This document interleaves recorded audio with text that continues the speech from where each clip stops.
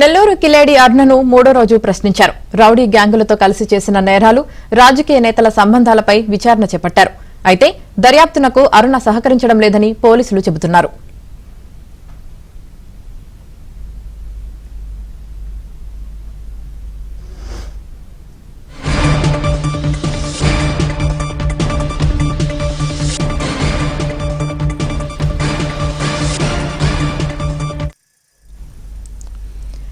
నెల్లూరు కిలేడి అరుణను మూడో రోజు ప్రశ్నించారు. రౌడీ గ్యాంగులతో కలిసి చేసిన నేరాలు, రాజకీయ నేతల సంబంధాలపై విచారణ చేపట్టారు. అయితే దర్యాప్తునకు అరుణ సహకరించడం లేదని పోలీసులు చెబుతున్నారు. ఇక దీనికి సంబంధించి పూర్తి సమాచారం మా ప్రతినిధి మహేష్ అందిస్తారు. మహేష్, కిలేడి అరుణాని దాదాపు 3 రోజులుగా కస్టడీ తీసుకోవడం జరిగింది. మొదటి రోజు ఒంగోలు జైలు నుంచి ఇక్కడ తీసుకుని వచ్చారు కోర్ పోలీస్ స్టేషన్ కి.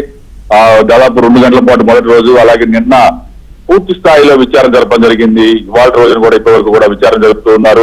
ఈ విచారణలో అడిషనల్ ఎస్పీ సౌజన్య, అలాగే డిఎస్పీ శ్రీనివాసరావు, సిఐలు సుధాకర్ రెడ్డి, నాగేశ్వరమ్మ వీళ్ళంతా కూడా పాల్గొన్నారు.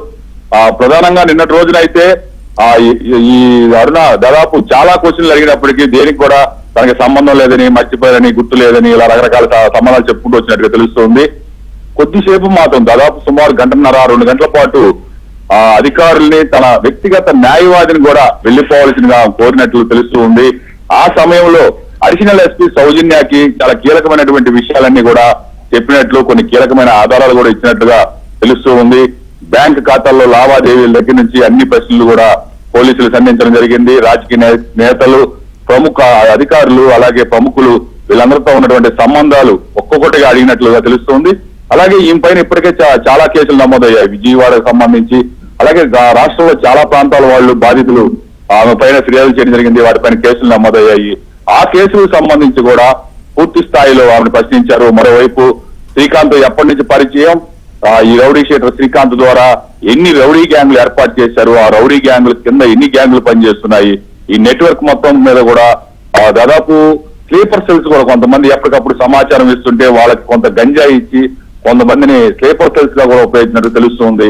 వాళ్ళ వివరాలు కూడా అన్ని పూర్తి స్థాయిలో విచారణ జరిపారు. డీజీపీ 2 రోజుల కిందట ఇక్కడ రావడం జరిగింది. హరీష్ గుప్తా ఆయన దాదాపు అధికారులందరితో కూడా, నెల్లూరు జిల్లా ఎస్పీ కృష్ణకాంత్ తో పాటు అధికారులందరితో సమీక్ష చేశారు. ప్రధానంగా ఈ అరుణ శ్రీకాంత్ వ్యవహారం పైన కూడా ఆయన ప్రస్తావించినట్టు తెలిసింది. ఇప్పటికే పోలీసులు కృష్ణకాంత్ నేపథ్యంలో జిల్లా ఎస్పీ కృష్ణలో దాదాపు రౌడీయిజం పైన ఉక్కుపాదం మోపారని చెప్పవచ్చు. నెల్లూరు నగరంలో దాదాపు 45 మందికి పైగా రౌడీల్ని ఇప్పటికే పాత కేసుల్లో అరెస్ట్ చేసి జైలుకి పంపడం కూడా జరిగింది. ఈ అరుణ వ్యవహారాలన్నీ కూడా కొన్ని అంశాలు, కొన్ని ఆడియోలు, వీడియోలు కూడా సేకరించినట్టుగా తెలుస్తోంది.